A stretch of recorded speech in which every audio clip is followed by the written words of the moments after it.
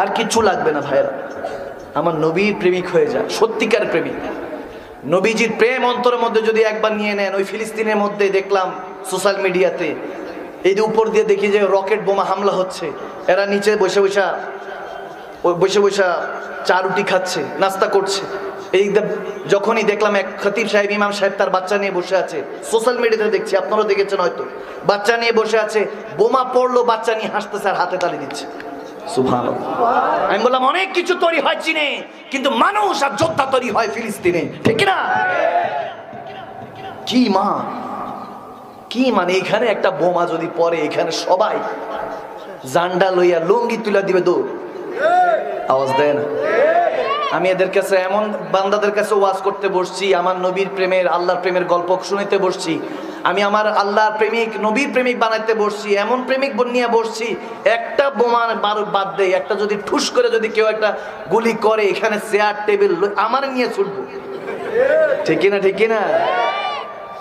কষ্টের বিষয়। আপনি আগামীকালকে যদি ডাক দিই, বলি যে চলেন যুদ্ধ করতে হবে, মাহাদির সালাম চলে আসছে, দাজ্জাল চলে আসছে, ফাইট করতে হবে, মুমিন যুদ্ধ করতে হবে, সবার আগে আটকাবে আপনার ওয়াইফ থাকলে ওয়াইফ, নাহলে মা বাবা। আওয়াজ দেয় না? ঠিক না? বলে তুমি চলে গেলে আমাদের কি হবে, তুমি মরে গেলে আমাদের কি হবে?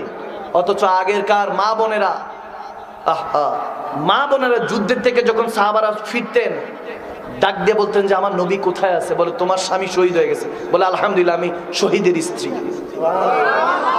আরেকজন সাহাবা আসলে বলে আমার নবী কেমন আছে? বলতেছে আরে নবী তো ভালো আছেন আলহামদুলিল্লাহ, কিন্তু তোমার বড় ছেলে শহীদ হয়ে গিয়েছে। বলে আলহামদুলিল্লাহ, আমি একজন শহীদের মা। আবার আরেকজন আসতে সাহাবাকে বলতেছেন যে আমার নবী কেমন আছে? বলে নবীজি ভালো আছেন, কিন্তু তোমার কি বলবো আর কষ্টের ব্যাপার, তোমার বাবাটাও শহীদ হয়ে গেছে। বলে আলহামদুলিল্লাহ, আমি একজন শহীদের সন্তান। সুবহানাল্লাহ বলে। জিহাদ ফি সাবিলিল্লাহ কই আজকে? আল্লাহর রাস্তায় জিহাদি কই? নাই। আমাদেরকে এখন ওই কেএফসি ধরায় দেওয়া হয়েছে, চিকেন ফ্রাই, ফার্মেরটা খাই আমরা ফার্মের মুরগি হয়ে গেছি। আওয়াজ দেয় না বাবা?